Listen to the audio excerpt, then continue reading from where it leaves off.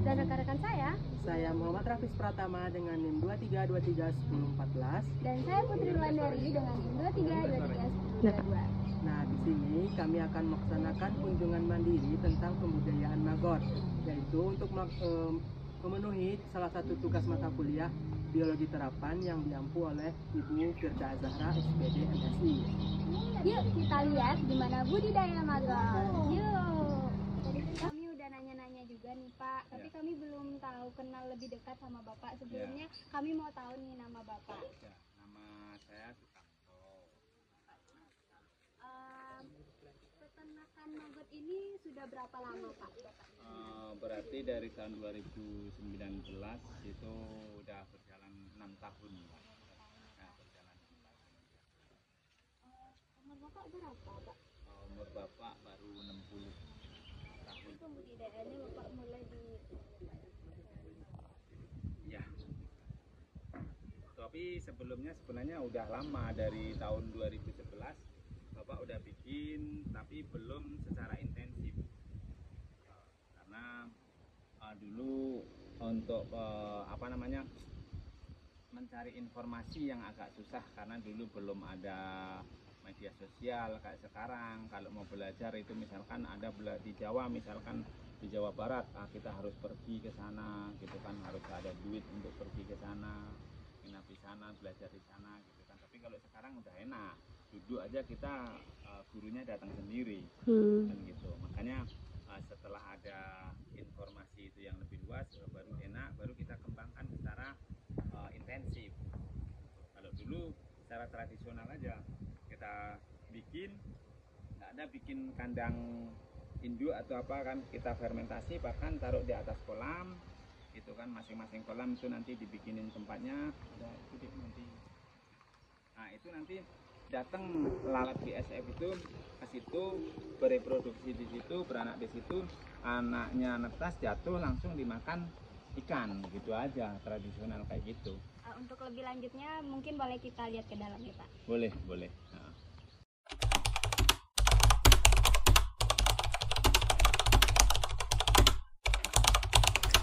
Ini mulai dari telur kan, kalau mau mulai dari telur, ini telur yang baru ditetaskan kemarin nih. Ini sistem penetasannya kayak gini. Jadi telur dipanen dari egis kan, ditaruh di atas penyaringan, di bawahnya langsung makanan baby gitu kan. Jadi tujuannya dikasih makanan adalah setelah telur ini menetas, dia turun langsung bisa makan gitu kan, jadi tidak mati ya. Ini yang baru kemarin. Ini telur yang udah netas ini. Ini telur yang udah netas, ini umur 4 hari nih. Nah ini udah jadi baby magot. Nih baby magot. Ada nampak dek videonya. Nah, ini baby magot, ini umur 4 hari nih. Nah baby magot ini udah siap dimasukkan di biopon pembesaran. Nah ini nanti sore anak-anak habis istirahat, ini masukin baby ini di biopon pembesaran. Ini kan habis dipanen tadi kosong, jadi fresh magotnya ini kurang lebih 50 kilo dalam 20 gram telur itu. Ini selama di biopon di sini kurang lebihnya 10 hari, habis 10 hari baru panen. Tergantung jenis makanannya. Kalau makanan berprotein tinggi itu lebih cepat panennya 10 hari. Cuman kalau sampah dari pasar, sayur sama buah aja itu bisa sampai 3 minggu baru bisa panen. Nanti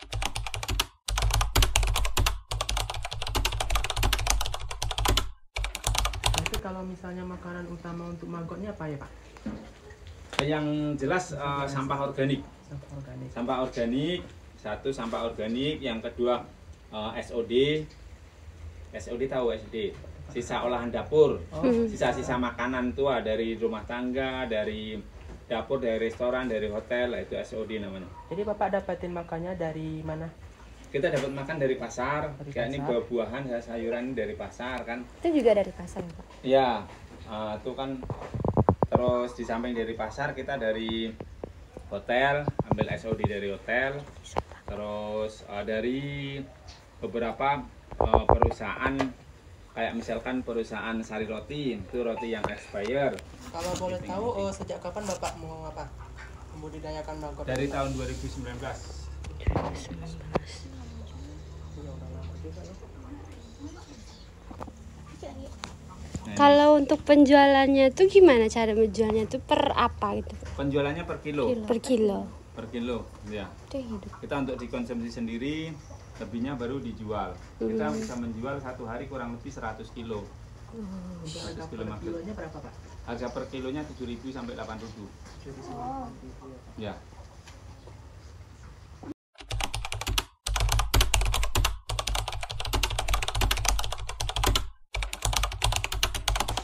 Jadi mengurangi sampah ya Pak? Ya. Yang pertama, terus yang kedua membantu peternak. Dengan adanya mahal pakan, jadi peternak itu tidak mampu Ada lagi alternatif untuk lain ya, Pak? peternak karena tidak imbang antara produksi sama penjualan sama pakan, gitu kan, terutama peternak ayam, peternak ikan, gitu. Jadi kalau terus yang ketiga membantu petani karena ini kasbotnya atau kotoran dari maggot ini lebih bagus daripada pupuk urea sama NPK. Nah, terus yang terakhir baru masalah ekonomi. Ekonomi dan lapangan pekerjaan, gitu kan. Dengan kita beternak maggot, kita bisa membuka lapangan pekerjaan, itu kan, menambah pengetahuan, terus bisa menambah ekonomi. Jadi ini MPA, mata pencarian alternatif, bukan kerja sampingan. Iya. Kalau kerja sampingan tuh nggak bakal berhasil karena disampingkan terus. Ya. Ya, jadi kalau ada kerja itu istilahnya kerja tambahan atau MPA, mata pencarian alternatif. Jangan disebut kerja sampingan. Kalau kerja sampingan tidak akan pernah berhasil, tidak akan pernah berkembang, tidak pernah akan besar.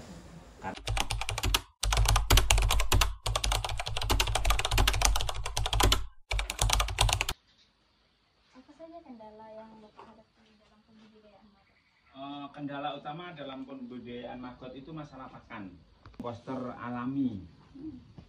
Makanya maggot ini 24 jam makan terus. Dan satu kilo maggot dari siklusnya, dari mulai netas jadi baby sampai nanti dia jadi prepupa kayak gini nih, yang hitam ini udah nggak makan lagi. Kalau udah kayak gini nggak makan nggak minum sampai nanti dia jadi lalat, itu 1 kilo maggot itu satu siklus itu bisa mengurai sampah 3 sampai 7 kilo. Nah itu dahsyat tuh, dahsyat.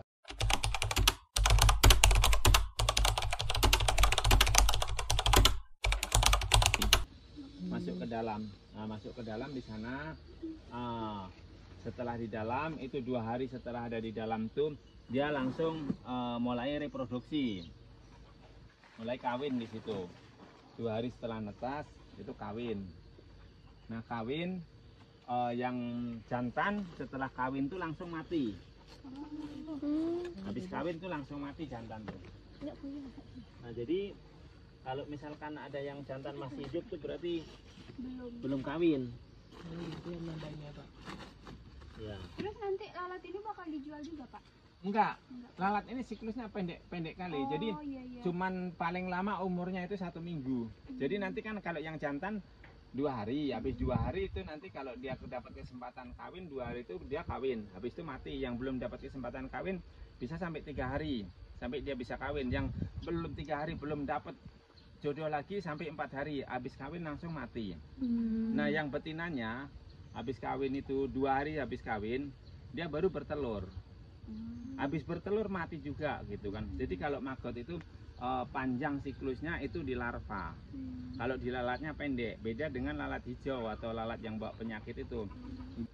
Jadi yang digantung-gantungnya apa ya Pak? Yang digantung-gantung ini daun pisang kering. Kalau orang sini bilang terisik pisang. Ini fungsinya untuk shelter. Ya, untuk tempat hinggap. Tempat hinggap. Karena kalau di tepi aja itu hinggap nanti gelap, tidak ada cahaya masuk. Makanya dibikinin shelter. Gitu.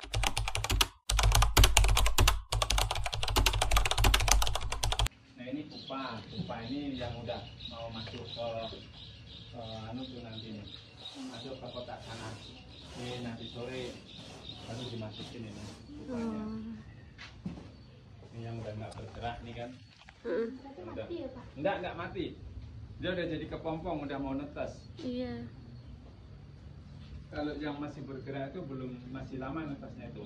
Kalau ini 2 atau 3 hari lagi netas jadi lalat. Ini Pak. Ya, kalau yang udah nggak bergerak nih udah jadi pupa. Nah ini biopon kalau ditaruh di sini karena ini ada tempat migrasinya. Yang hitam itu migrasi ke sini, misah ke sini. Oh, dia bisa misah sendiri, Misah Pak? sendiri. Oh. Misah sendiri dia. Yang hitam misah sendiri. Ah, yang udah masuk sini ini yang udah nggak makan lagi nih. Oh. Berapa lama kira-kira proses itunya Pak? Proses migrasi? Dari baby sampai migrasi. Iya. Dari baby sampai migrasi itu kalau makanannya bagus itu 2 minggu udah mulai migrasi. 2 minggu sampai 3 minggu itu udah mulai migrasi. Udah mau jadi prepupa sampai ke pupa. Itu prosesnya. Maggot ini bisa memperpanjang umurnya kalau tidak dapat makanan atau dapat makanannya yang proteinnya rendah. Kalau protein tinggi Pak? Kalau protein tinggi mempercepat siklus hidup tuh, lebih cepat besar, lebih cepat dewasa dan lebih cepat migrasi, siklusnya lebih pendek. Bisa 3 minggu itu udah jadi pupa. Tapi kalau nggak ada makanan, misalkan maggot nih kan diambil, nggak dikasih makanan seminggu nggak mati, cuman mengecil. Mengecil kali itu, cuman masih sampai dia nggak bergerak. Tapi sekali nanti dapat makanan, dapat air, langsung kembang lagi dia kayak balon tuh. Jadi misalkan pas nggak dapat makanan, misalkan segini, Gitu ya, Pak? sebesar ini kan, sebesar ini, terus habis itu nggak dikasih makanan, misalkan kan seminggu, nanti mengecil segede ujung beras tuh sampai tuh kan, tapi nggak mati, nggak mati. Nah, jadi kalau nanti disiram air lagi, kasih makanan gitu kan, makanan yang becek, kembang lagi. 1 hari itu bisa segede ini lagi.